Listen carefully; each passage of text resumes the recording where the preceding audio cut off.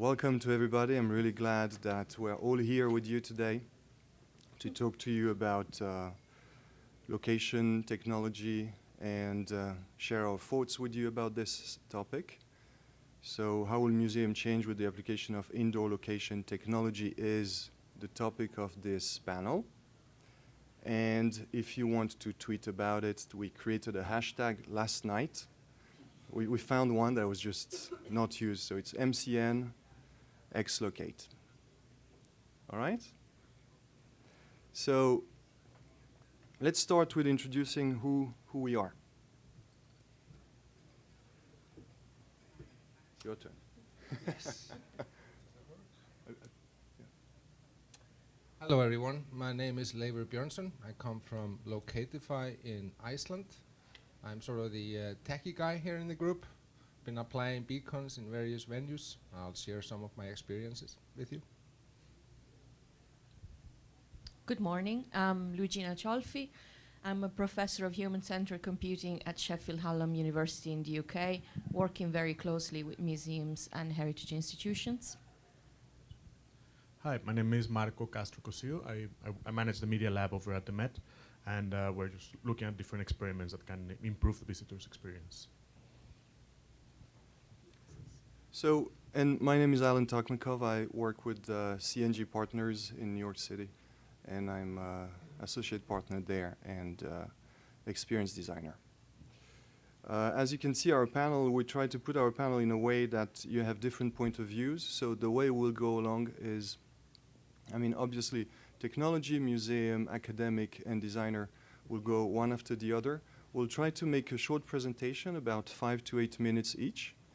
And if you don't mind, we'll keep rolling. So that means actually the four of us will present our thoughts, and then we're aiming for about 30 minutes of questions, discussion, and fight. No.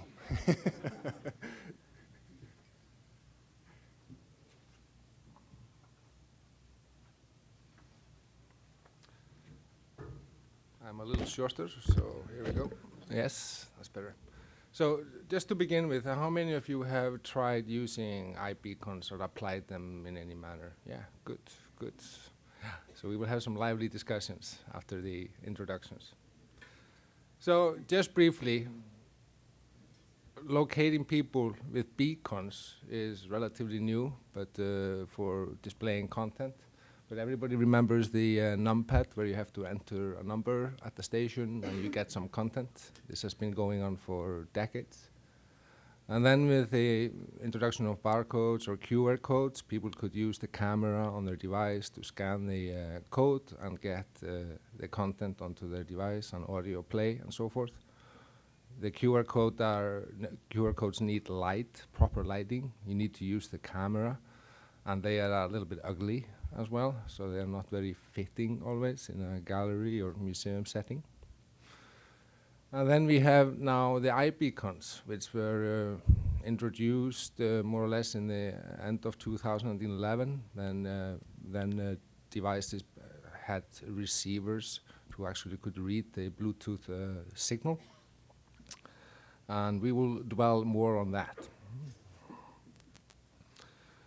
Just to get rid of some confusion, we talk about iBeacons, we talk about Eddystone, we talk about Bluetooth, we talk about Bluetooth low energy, and Bluetooth version 4, and so forth. Basically, this all has to do with beacons. Bluetooth version 4 basically introduced this low energy beacon technology. Meaning this is a one-way direction communication from the beacon to the device, and which does not require a lot of battery power because people often think, oh, I'm using Bluetooth and it's going to consume all the electricity on my phone, but that's actually not the case with Bluetooth low energy. It's a one-directional data transfer from the beacon to the device. Bluetooth Smart is the same thing as Bluetooth 4. Bluetooth low energy, same thing. The iBeacon is a brand from Apple, basically utilizing this technology and defining, the protocol for delivering the data from the beacon to the device. The data being an identifier. The data that is sent is just a small package with a unique identifier, so-called major number and a minor number that gets transferred from the beacon to the device. Eddystone comes from Google. It's new, and iBeacons came out I think 2 years ago or so. Eddystone is relatively new from Google, and with Eddystone you can have them behave the same way as iBeacons, sending just the ID, and then the device will determine what to do with the ID. Or the Eddystone can also send URLs, and which is really, I think, convenient in the retail space, for example, because then the app doesn't have to know anything about the beacon beforehand. It just gets a signal from an Eddystone beacon with a URL, and the device can then just open that URL and display whatever content there is. So with the Eddystone URL, the beacon dictates what content is being displayed. This we haven't found that to be practical in a museum or gallery setting, but definitely in the retail space and more. So enough about the jargons, and let's talk a little bit about the vendors. There are many vendors of beacons. The chipsets inside these beacons there are mainly 3 providers of chipsets, and there are many providers of beacons. We use beacons mainly for proximity detection, measuring how close you are to the beacon. And the proximity detection is relatively good if you are, sorry, I'm talking meters. I hope that's okay. We're down to 1 meter. You can multiply this by 3 roughly to get the feet. They're pretty good at like 1 meter accuracy, and then when you go up to 2 or 3 meters, it's acceptable, and up to about 6 or 7 meters. After that, it really just gives you're in the proximity of a beacon. You can't really tell how close exactly you are to it beyond that. So we have used beacons both for proximity and for triangulation, basically to position the user in the menu. Triangulation is useful if you want to show a little blue dot where the user is located, or also if the beacons could not be like if there's a display in the middle of the room, but I can't attach a beacon anywhere near the middle of the room. You can attach them to the walls and use triangulation to figure out that you're in the middle of the room. But the triangulation and beacons, it all depends on the environment. Is there a lot of metal in the area, or interference from other microwave equipment? So in our experience, with triangulations with only beacons, you get about plus minus 2 to 3 meters accuracy in a room, and the device has to be within 7 meters of at least 2 or 3 beacons. The more beacons you have, the more accuracy you have. But yeah, doing triangulation, that means you will have a lot of beacons in the menu. The nice thing about beacons is that they consume very little power. Doing triangulation with beacons is the same technology as doing triangulations with Wi-Fi antennas. It is the same thing. You can also do proximity with Wi-Fi antennas, but they are expensive, the Wi-Fi antennas, and they also require an external power source, and they consume a lot more power. So that's why beacons are really well applicable for this purpose, because they can run off batteries, and batteries in beacons can last from 6 months to 3 years, depending on the battery and also the signal strength. So when you're installing these beacons, you have to figure out on a case-by-case basis how much signal strength you require from the beacon, like on the scale from 1 to 7, 7 being the highest. Definitely when you're doing triangulation, you keep it at the highest signal strength. It doesn't really mean, it does mean that the beacon is detected further away, up to about 50 meters away on a high signal, but it also means higher signal strength means more accuracy. But most cases for like proximity detection, to detect if you're like 2 or 3 meters or 4 meters away from a display, medium signal strength is sufficient. And then we are talking about a battery life of 1 to 2 years. So, of course, using batteries, it creates maintenance work. That means people have to regularly go through and make sure the beacons are still transmitting and checking the battery level. And these providers, they provide different tools. And that's really important to look at what kind of tools they have for actually monitoring the beacons for the maintenance purposes, the status of the battery and so forth. But there are also beacons out there that have external power. Okay, he's going to take my picture, I think. Or no, I thought you were. Okay. Well, you can do that too. That take external power, and that's really what you should do if you can, if you have a power source where the beacons are located. The beacons have to be in specific places. You can't just put them anywhere. 2 minutes. Okay, I'm running long here. I could go on forever on this, but quickly here. There are providers that provide beacons with external power source. And then another LED light manufacturers are starting. I haven't used those yet, but I just read about them. Both GE and Philips are starting to make LED lights that come with built-in beacons. So those beacons can also be focused on a specific area. There are ways we can talk about that during the Q&A here after, how you can use directional beacons with directional signals. I probably don't have enough time to get into that right now, but we can talk about that after. And just briefly, the beacons are, first off, they were thought of more in the retail space to give people promotions onto their phone about, things that are around them to buy and stuff. And for restaurants as well, for picking up the menu and getting the wait, and the waiter can book the table. They don't have to enter the table number because they're standing next to the table with the beacon, and so forth. And then, of course, the museums and galleries and airports and so forth. So they are used in many different applications. Just briefly on this is a technology that we are really excited about looking into. We are going to work on this winter, actually, to do some proof of concepts using ultra wideband.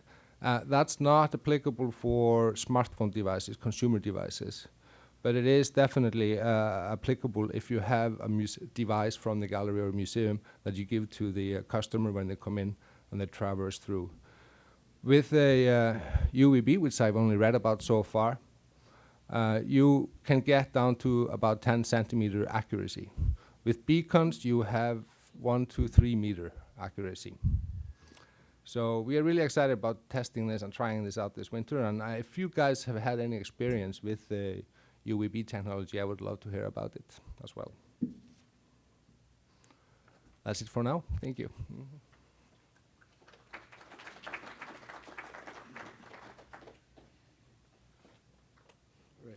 Hi, I guess I will speak about from the museum experience and what the experiments that we have been doing.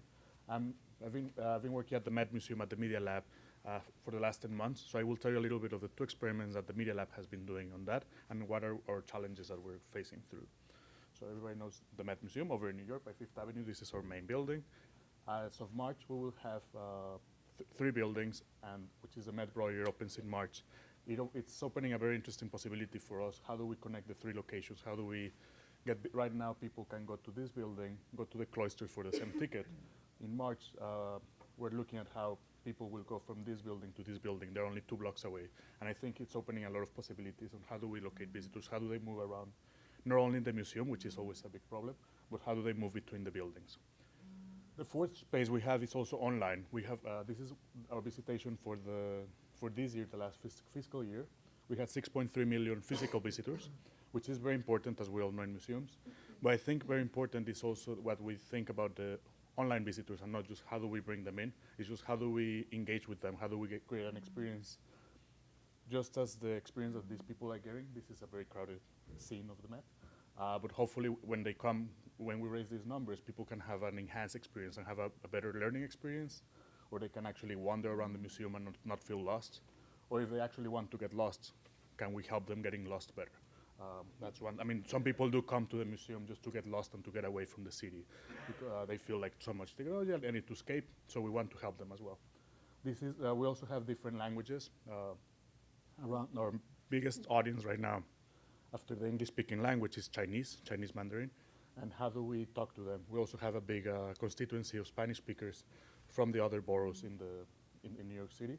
So how do we talk to them in different languages without, I mean, we cannot speak 11 languages at least all the time. So how do we make our staff work, engage with the visitor? So this is what we have online. We have 32 million online visitors. We're trying to go through different channels, social media, online, having different videos, YouTube, the artist project, Met Kids. We have a special project just for kids. How do we engage with them? That's a very interesting question for us. How do we blend the physical and the digital? How do we help them? We have the app that was launched last year, and you've probably met some of our colleagues around here who worked on that. That was an app that was built for how do we help people prepare for their visit to the Met. We also want to help them during the visit, and how do we help them afterwards? That's one thing. When we launched the app, this is what the numbers looked like for the Met. This 55% of the users were using iPhone, and the rest, 60% were using Android. That changes, obviously. That was a poll. You can ask Liz Filardi more about it. This, as far as I know, this is a poll that was done in the building. We're really interested in what other people are using outside the building. But the main question that we always get, and this was a map for Met Kids, and this is what the Met looks to many people, just a bunch, I'm gonna get lost. Where am I? How do we locate the visitors, and also how can the visitor find themselves? How can they make sense of the collection? How can we tell the stories at the right time when people actually need them, as opposed to like, here's, please spoon feed me all the information you have, and then by 20 minutes later, they're like, I cannot take it anymore, I need to get out, I'm tired, I'm frustrated, my kids are running around, how can I do that? So that's a challenge that comes a lot at the Media Lab.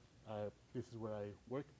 We invite different people, different partners, different colleagues, different organizations, people who are working technology, also designers, storytellers, documentaries, artists, filmmakers. We invite them to the table and say, how can we come up with ideas to actually experiment?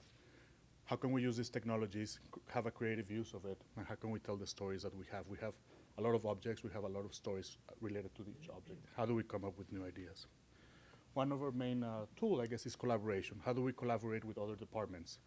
We try to collaborate in every project. We work with the Egyptian department, Arms and Armor, to make sure we have the buy-in from the museum. We don't want to make we want to make sure our experiments have the buy-in from people in the museum, but also buy-in from people outside the museum. We want to be that intermediary space between technology, Silicon Alley, and different and different experiments that we can do in the museum. So I'll tell you about the two experiments that we did. This was done last year. It was done with the beacon, with the Estimode project. We were trying out with Arms and Armor. We were also trying with our Egyptian department. How do we install different beacons in the gallery? The gallery was not very big. Sadly, one of the, well, I guess we learned, and you can read all about it on the blog post, when one of our interns working with Grace Tong, who manages all our image collection, they were trying to come up with a use case for the beacons. What they found out is like the experiment worked great at the Media Lab, temperature-wise, the space was perfect, everything was great. When we brought it to the gallery, temperature changed a lot. There was a lot more people in the galleries than we expected. There's apparently the more water there's in it doesn't travel well through water. So the more humans you have in the galleries, the less the signal travels. So that was like the things we learned from it. Then again, we tried it. We tried it again on March. We had in February actually. We partnered then with Facebook. Facebook was launching the place tips, and they were handing out the different beacons that they built themselves. They actually. One of the problems here also was battery. At the time, these estimates were only 2 years. We would last 2 years only, and that was a problem that we couldn't afford. There was nobody that would be changing these batteries all the time. When Facebook approached to us and said like, hey, we want to choose different venues in New York City, very landmark venues, Dominic and Cell, the Chronot, and different like 5 venues. We want to partner with you with the Met. And we said, yes, let's try it out. Let's make an experiment. The battery was a bit longer. The beacon would stick for longer in wherever you placed it. That was an interesting take on that. The one thing that we didn't realize or anticipate, or I guess one of the biggest challenges, how to get people to open up their privacy settings in Facebook. Nobody wanted to open up Facebook and say like, please take my take my information. Nobody wanted to do that, and that was just a notion. Apparently, Facebook was not taking any information. They assured that to us. Sri, my boss, they are not taking information, and we're like, we want the information. We're like, yeah, we're not taking any, we just want to experiment it. And I think it was an experiment that was really well put together, but we learned also what about the user experience? How do we get the visitors to actually want to get into this information? How do we get them to say, please give me more information? And that's one thing that we're working out right now on the next Kinks. And I think that's Louis. Thanks so much.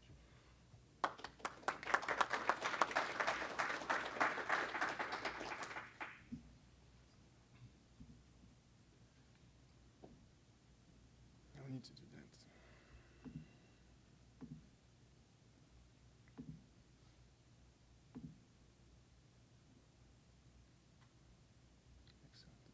Thanks. I hope you can see me. Presentations with podiums are a little bit awkward for the vertically challenged as me.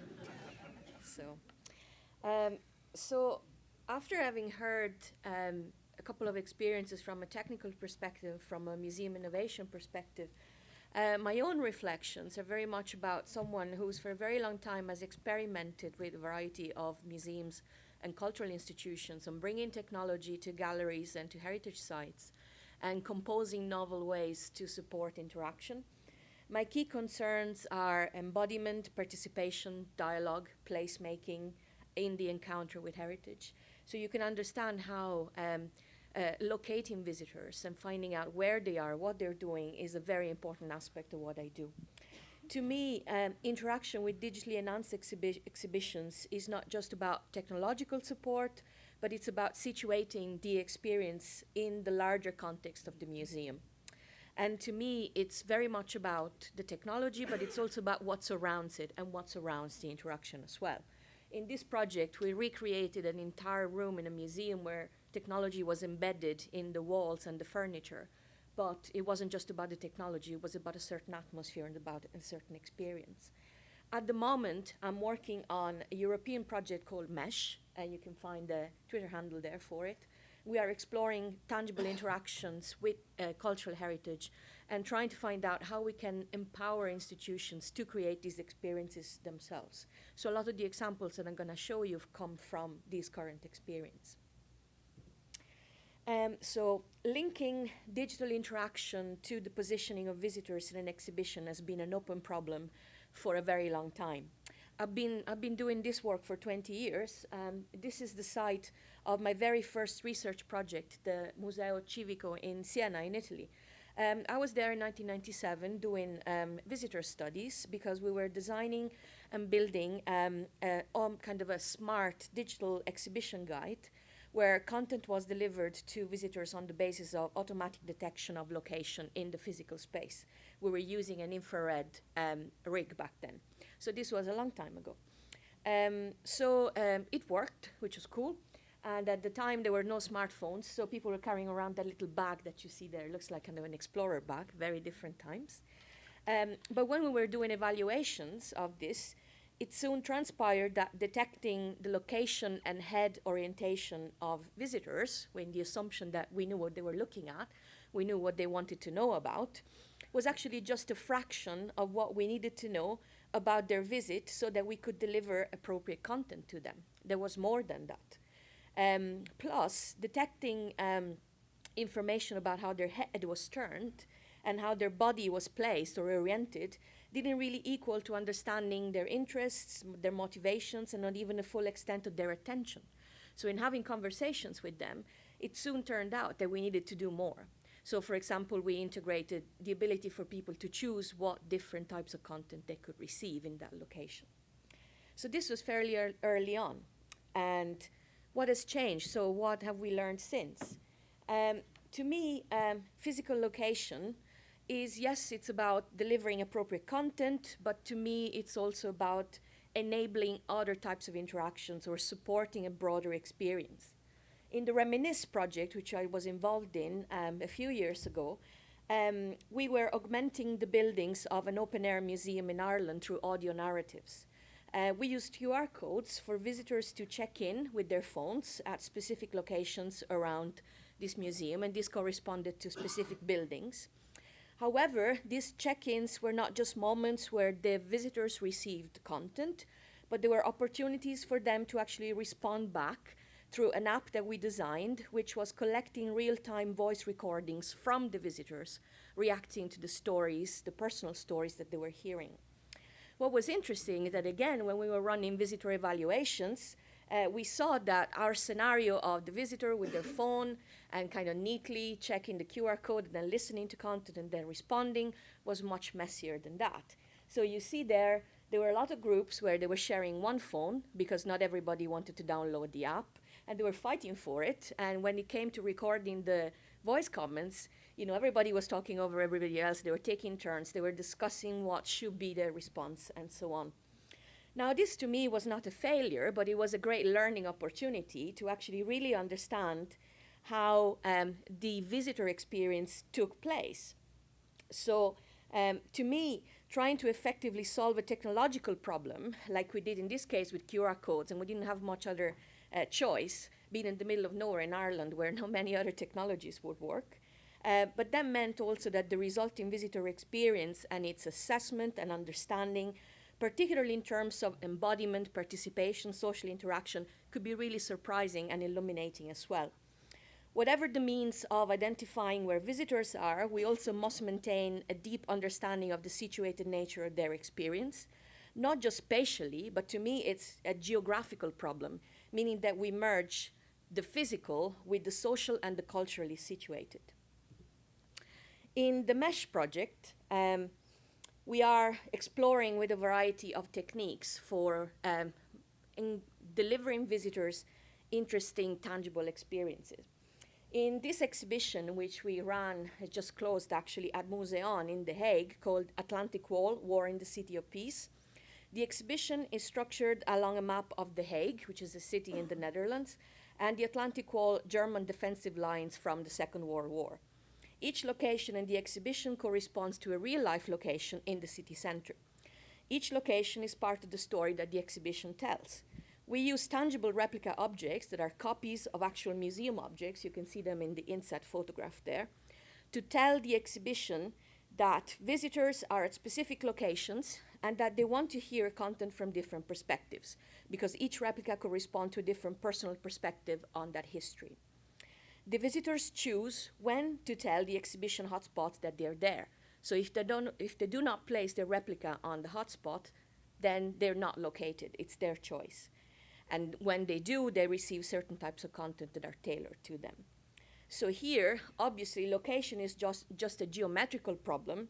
It's a narrative problem. It's an experiential problem. Deciding that you want to check in there and get that content, it has a certain meaning in the story that the exhibition tells. So to me, this framing for design in support of visitor experience should be really, truly geographical, what I was saying earlier, rather than only spatial. We need to link physical location to narrative and to meaning making. So in MESH, we are exploring how to empower heritage staff to create tangible and embodied visitor experiences, bridging physical and digital, and seeing new instances where locating visitors offers new insights into the experience that they have. In our exhibition at the War Museum Armories in Italy, the pebble that we designed, that you see there in the photograph, is not just a way to locate visitors, works in a similar way as the replicas. It's placed in certain hotspots. The pebble also remembers where it's been. So location detection is a way to collect a history of the visit from the perspective of the smart object. So detecting location is not just about detecting people. It could be actually detecting part of the technology too. And that could give the museum all kinds of new types of data in terms of what was done and how the technology was used and so on, also for maintenance purposes. To us, empowering heritage professionals to adjust technology for their goals and detecting location is just an element of a rich, tangible experience of heritage, and a corresponding narrative is the key there. So we are developing a toolkit, which is a composition environment, where heritage professionals will be able to customize templates for interaction with these tangible objects.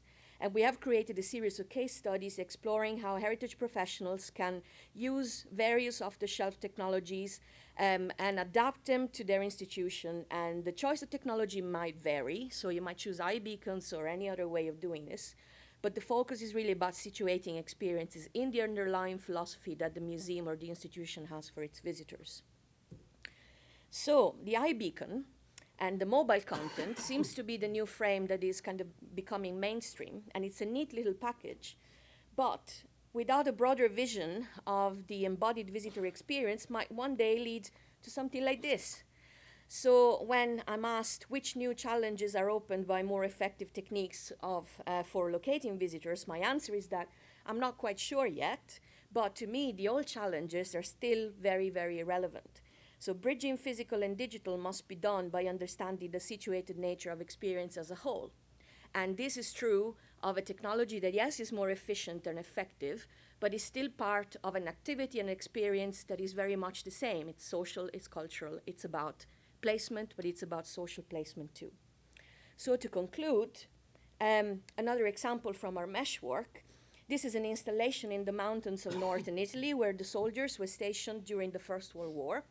Visitors are given a map of the trenches and the fortifications that were built on the mountains, and they can navigate them using a belt and these cards. Each card gives a different personal perspective that is emotional and historically engaging to visitors on different characters involved in that life. For example, the women that could only write to the soldiers who were stationed in the mountains, the soldiers themselves who were spending a lot of their time, for example, writing poetry about their experience. So when visitors follow the points on that map, they are, of course, following a spatial path, but they're also following a narrative and a tale that is told to them. So the museum or the exhibition narrative is not simply a sequence of positions. It's really about a different kind of richer physical experience. So to me, position in itself does not equal attention, interest, or dare I say it after the panel yesterday, engagement.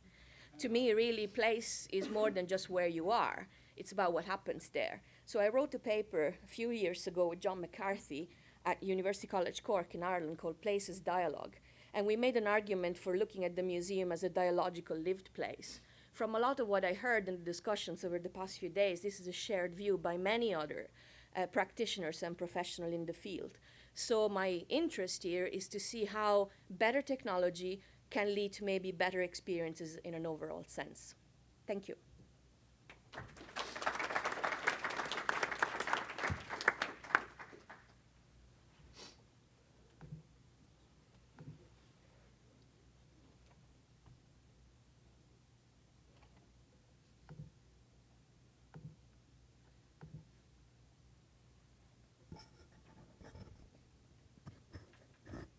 So I will conclude with a fourth talk, and then after that we'll have the session for the questions.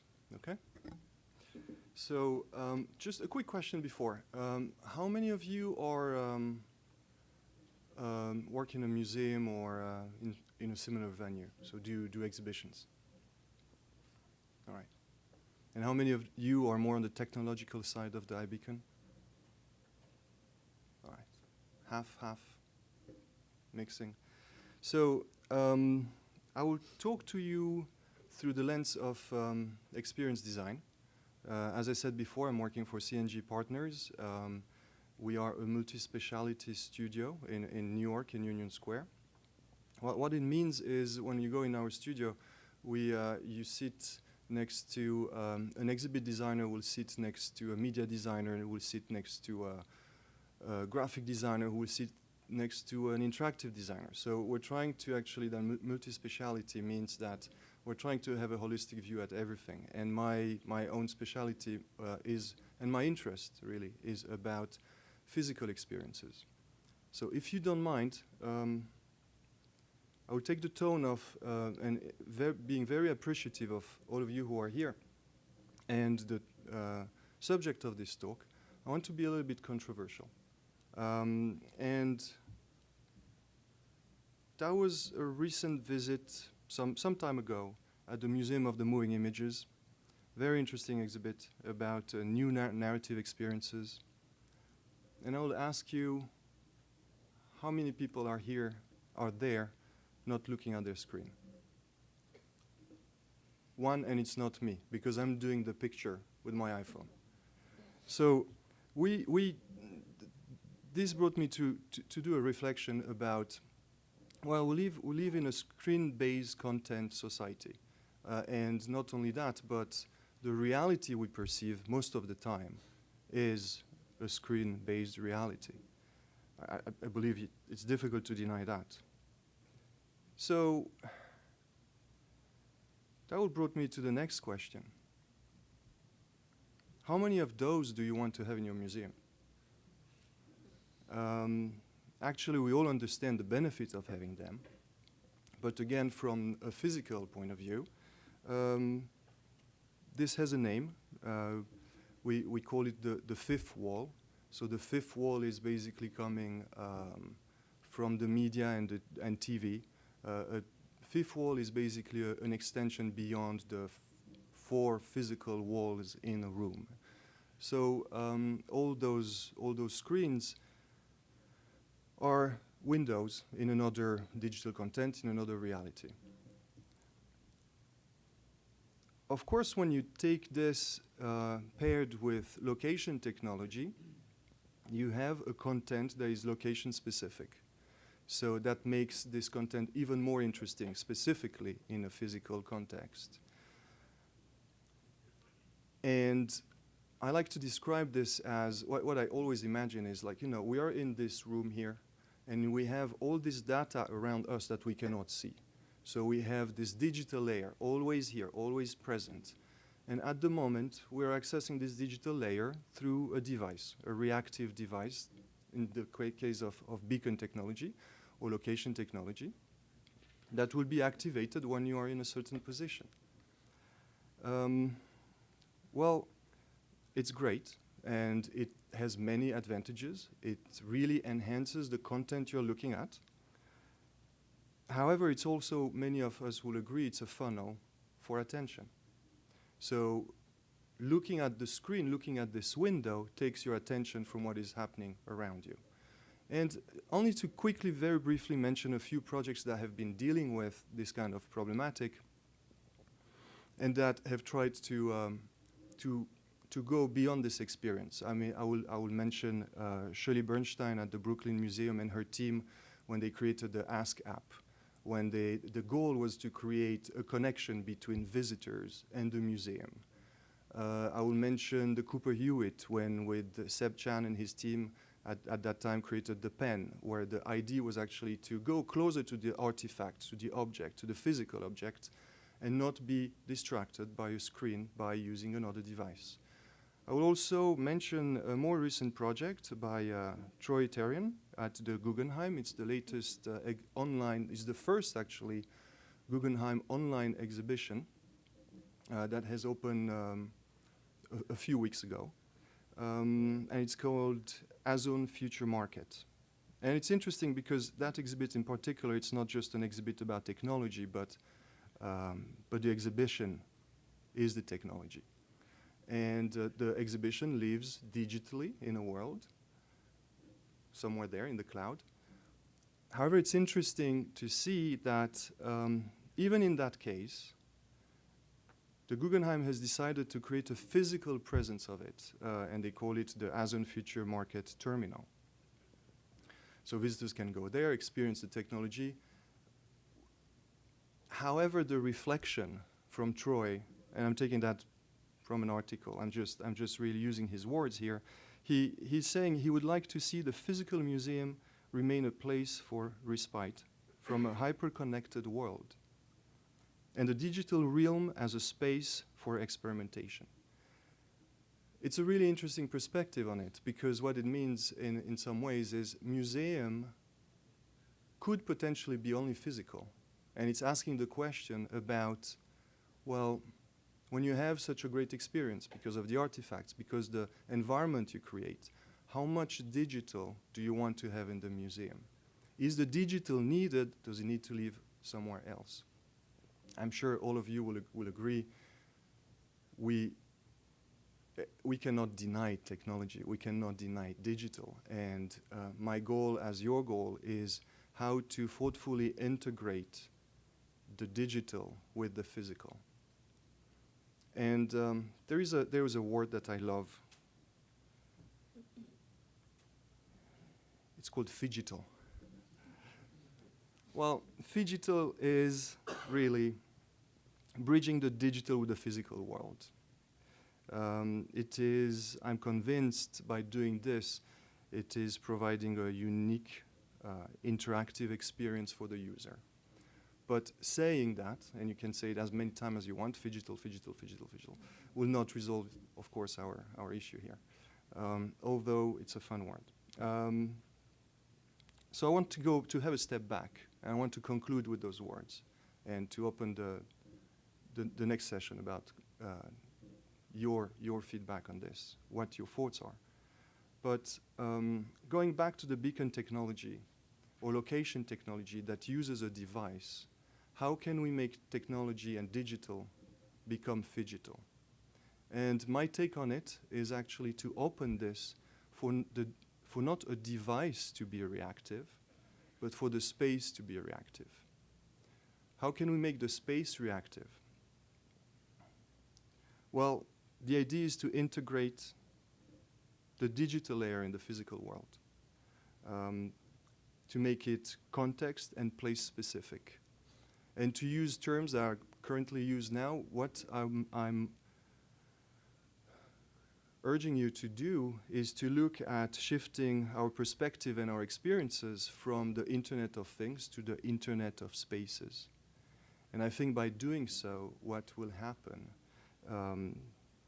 is really will create an amazing opportunity for social interaction in the museum space. Thank you.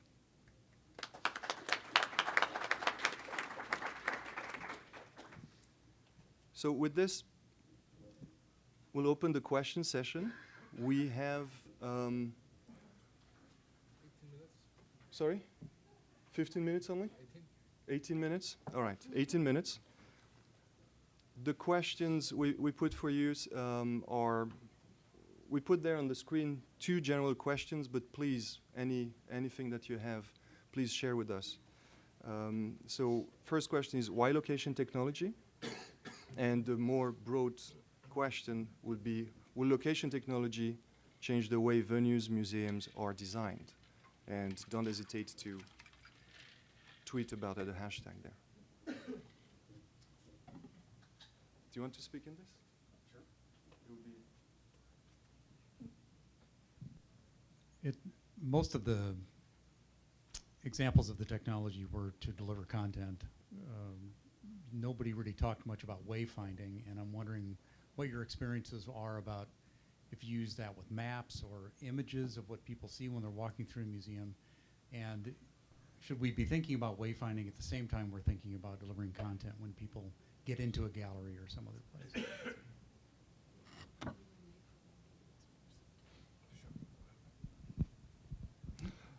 We haven't done any wayfinding as such. Of course, yeah, that may well be needed in big museums and galleries.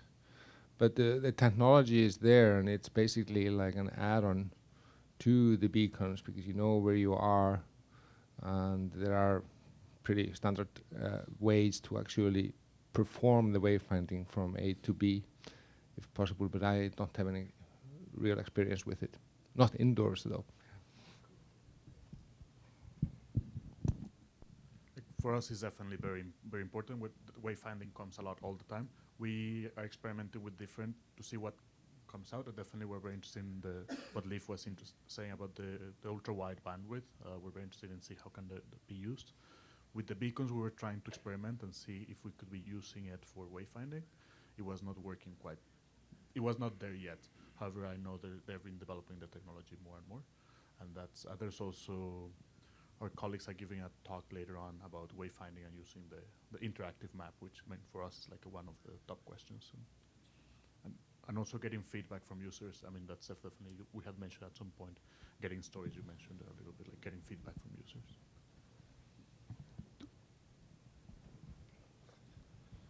One of the things that we observe in a lot of our work is we design and we design and we design, and based upon a lot of times what our visitors are telling us they like or what we say that they do, but then we notice this big disconnect with what they say they want and their actual visitor behavior.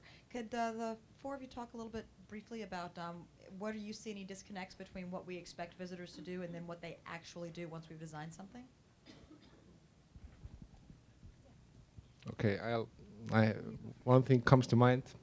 The kids, the youngsters, their priority is often to hack the device, get on the internet, go on to YouTube, and it definitely can distract them if they're able to do something like that.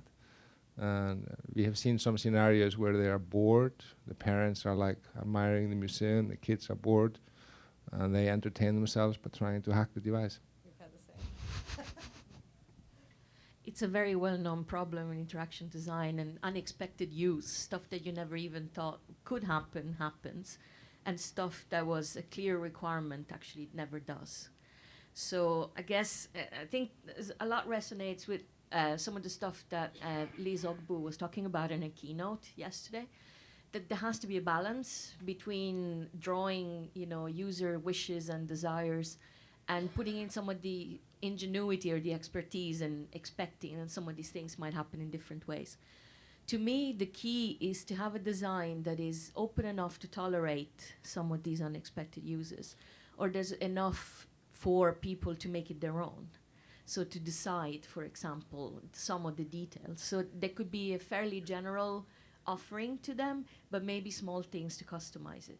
I find that if you ask people to personalize things, they're more likely to then follow that storyline because they feel it's something that they decided to engage with. But it's always, in my experience, healthy to leave a little bit room for those surprises. And of course, then, if time allows and resources allows, you could also do piloting, where you actually see what happens, and again, you leave time to change some of the things that maybe you thought would work and do not. But yeah, flexibility, I guess, and a little bit of acceptance are very important for that. I guess I can speak to one which I just met yesterday. We posted a blog post on the beacons, and I can tell you, like, for us, the experiment worked in the sense that we learned what we want from the beacons in the next generation, in the next experiment that we want.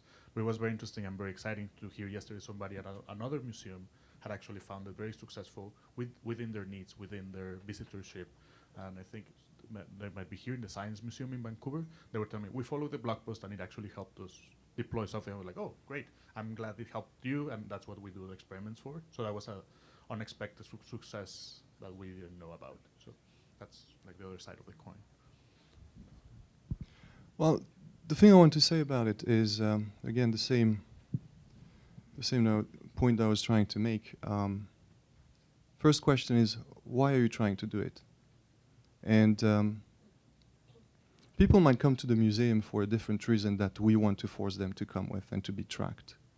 And I think a lot of people are taking, a lot of our clients, the first thing they say, they come to us and say, can we have an app that does something in a museum? Can we have a touch screen somewhere? And always the question is why? Are you trying to replicate because that's the trend? But what is your real need? And what is the experience that your visitors are expecting in your museum? Because maybe your strength is not there. And I'm not saying to discourage people to do that, but not to say that this is the main focus. It's always a balance.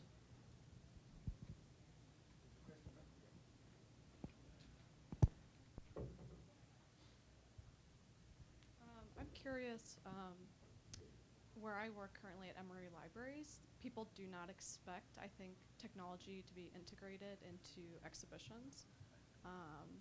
They maybe expect, a touch screen or an iPad, but have you guys worked through good ways to sort of alert your visitors to the technology, or how do you frame it for them?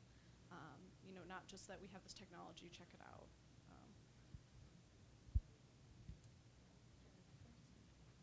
I think the first thing is, how do you put it in context? Again, is specifically if you work in a library, again, visitors are expecting something. So how do you integrate that so it's not a foreign, an alien object just landing from nowhere? but it is thoughtfully integrated in the message and the experience that you want to achieve. And we can talk for a week about that. But I have one comment about that. Senior citizens and many people are often frightened by these devices. Totally related, but they are thrilled by the fact they don't have to press any buttons. Now they don't have to think about the device. It's not distracting them, or they don't have to do anything with it.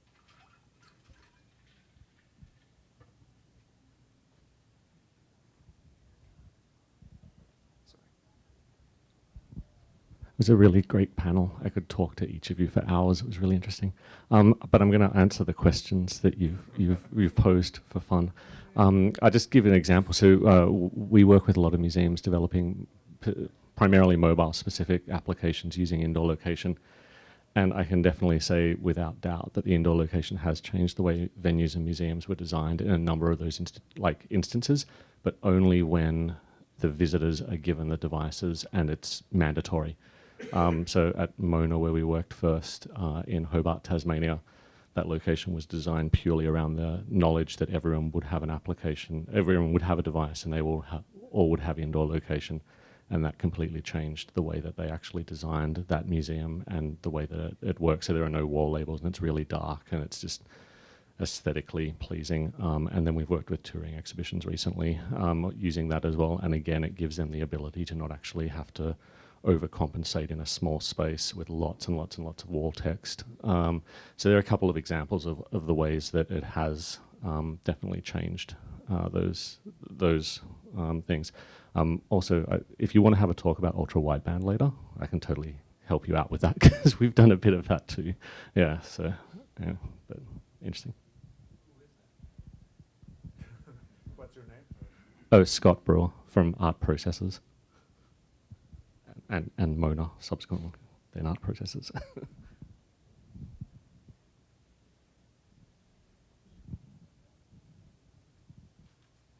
So do we have more questions? I just wanted to add something about while the mic is brought to the next person, about the issue about the changing the way museums are designed. And what you were saying, if you have the possibility of actually designing the space, knowing that the technology and the location technology is one of the things you have to consider, the same way as lighting and signage and so on, it's a great opportunity. Of course, in a lot of existing situations, the idea is that you have the gallery, you have the exhibition design, and it's just adding on. And that's a whole other problem and a big challenge too. Not just because, of course, it's the idea that it might look like that alien from outer space that just landed there and you're not quite sure. But also because it does affect the strategy that someone else devised in terms of how that story is told, and you're kind of back engineering what's going to happen. And to me, it's also an organizational issue. So how the various partners in that kind of led to that design can accept that and maybe kind of try and adapt some of the narratives in function of the new possibilities that are given there. So I don't think it's not just an implementation issue, there's something more there. And I think we probably need to be very careful about doing that sensitively in that sense. We work with both institutions who want to go both ways, but it's only on the extreme that it changes the design. But on traditional exhibition design, it's just trying to add a second layer. But yeah, I completely agree.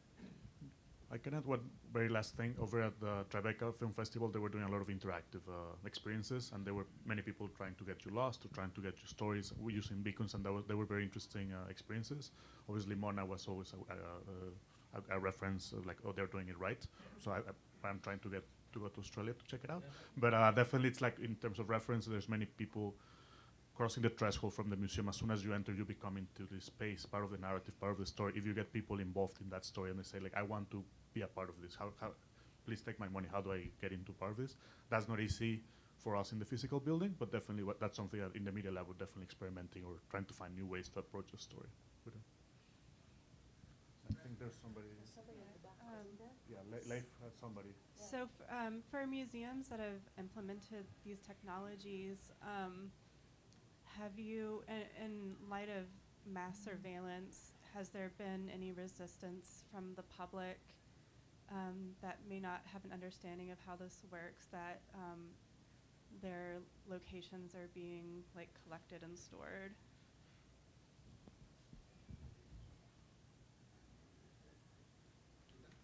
I guess. Yeah, we had some experience with that.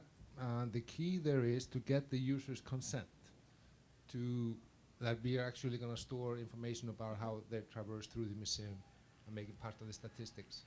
As long as they, accept that and understand it, it's legitimate.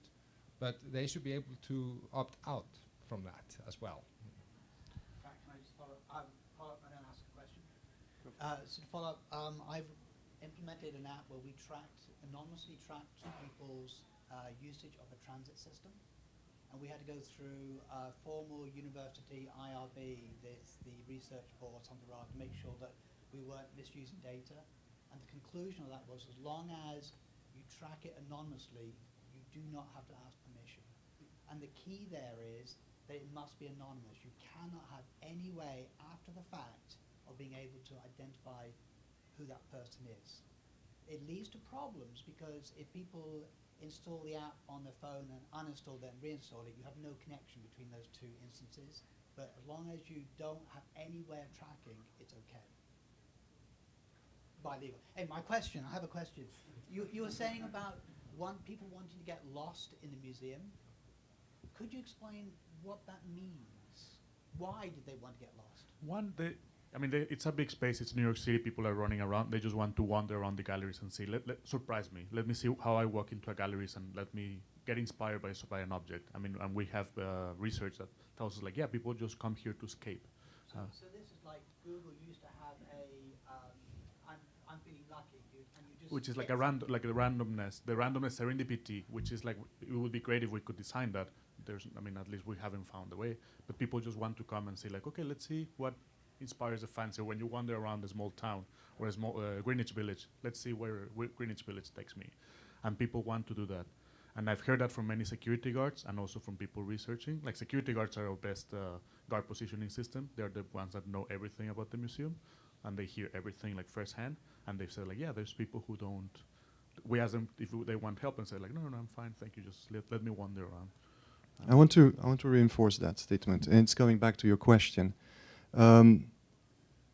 People come to a museum not to be tracked, not to use technology, they come to escape their normal world, to be immersed into an experience that they cannot have at home, they cannot have in a store, even there are many similarities.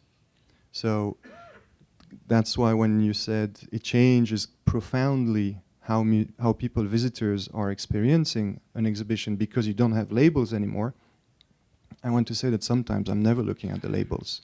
If I'm going in an art museum, the last thing I want to do, of course I want to be educated, so I'm looking, oh, it's a Picasso, I remember. But what you want to do is absorb the work of art. So you can really, the museum professionals have other goals than the visitor itself. And they're not always the same. And also, can I add also when we talk about museum, there's many departments within the museum. There's many voices within the museum. They all care about the visitors. We all care about the experience and everything, but we all have different, coming from different backgrounds, even within the museum. It's not just one monolithic museum as much as the building seems huge. There's 4 blocks, at least for the Met. There's 21 buildings within the Met, so there's many people having different approaches to the same goal, and it's all with good intentions. Yep. Okay, we have time for one more question. Who wants the mic? You have it. So one of the things we've noticed is people take photographs of the tombstone we assume, study the art away from the museum. I used the MyMet app to record my favorites. And did I hear this year you guys removed the MyMet feature, or at least when I am back in Kansas City, I can't get to that list of favorites anymore. What was your thinking on that, or how do people look at stuff after they've left the museum? I can tell you the experience from the Media Lab perspective. We love MyMet. We did a project with MyMet where we were analyzing what people were selecting on their shopping cart, we love it. In terms of digital department or the Met, I think it's something. It's something that needs a little bit more TLC. We need to take better care of it. But at the Media Lab, we used it at a project last spring. It's called MyMet, and it gives you itineraries based on the MyMet, what people are selecting. So you say like, oh, I like this object. Oh, you should check out these other objects on the way. And there's a blog post around it on the Media Lab blog post. So from the Media Lab perspective, we love MyMet. We're trying to get more love for it. So please mention it more. All right. This is concluding this session. Thank you very much, everybody, for being here.